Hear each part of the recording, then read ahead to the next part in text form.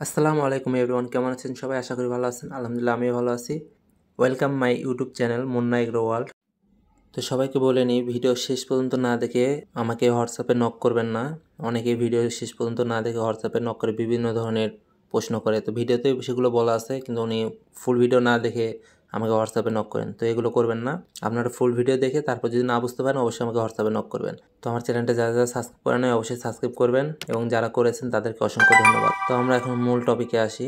এখন মূলত শীত পড়ে গেছে, তো এখন পাখির অনেক ধরনের অসুখ বিসুখ হবে, তাই আমাদেরকে সবসময় ওষুধ ম্যানেজমেন্টটা ঠিকভাবে করতে হবে। আমরা এই সময় যদি ওষুধ ম্যানেজমেন্টে কোনো রকমের ঘাটতি দিই তাহলে অবশ্যই আমাদের খামারে বড় ধরনের একটা ক্ষতি হবে। তাই আমরা প্রতিনিয়ত ওষুধ খাওয়ানোর চেষ্টা করব। তো এখন আমি আপনাদের কিছু ওষুধের নাম বলবো, অবশ্যই এগুলো আপনাদের খাওয়াতে হবে, তা না হলে আপনারা বড় ধরনের কোনো ক্ষতির সম্মুখীন হতে পারেন। এবং ওষুধের কাজগুলো কি আমি সেগুলো আপনাদেরকে বলবো, তো আপনাদের সেই অনুযায়ী যদি খাওয়ানোর প্রয়োজন মনে করেন তাহলে অবশ্যই খাওয়াবেন। তো আমরা প্রথমে চলে আসি আমাদের ডিম প্রোডাকশন কিভাবে ওষুধের মাধ্যমে বৃদ্ধি করব। তো আমরা মূলত ডিম প্রোডাকশন বৃদ্ধি করতে ইসেল অথবা ইভেট প্লাস খাওয়াবো। ইসেল অথবা ইভেট প্লাস খাওয়াবো, যে কোনো একটি, হয় ইসেল না হয় ইভেট, যে কোনো একটি টানা 2 দিন। মানে যদি আপনি শনিবারে খাওয়ান তাহলে আবার রবিবারেও খাওয়াতে হবে।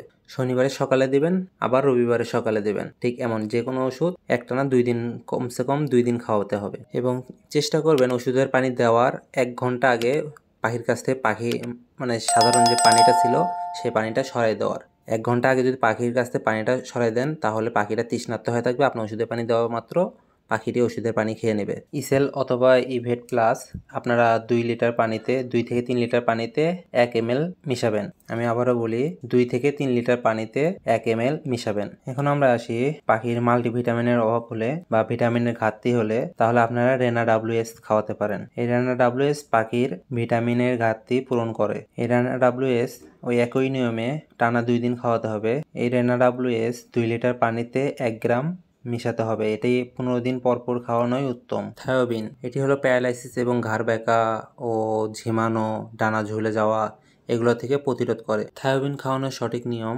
প্রতি 12 দিন অথবা 15 দিন পর পর 3 দিন, মানে একটানা 3 দিন এটি 1 লিটার পানিতে 1 গ্রাম মিশানো। এটি 1 লিটার পানিতে 1 গ্রাম মিশাবেন।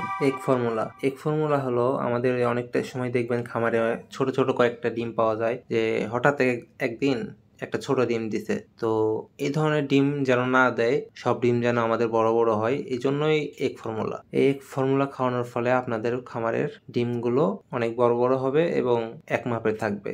এই এগ ফর্মুলা খাওয়ানোর সঠিক নিয়ম, 2 লিটার পানিতে 1 গ্রাম ঔষধ। তো আমি এখানে ওষুধের নাম এবং কিভাবে ব্যবহার করবেন এগুলো বলেছি।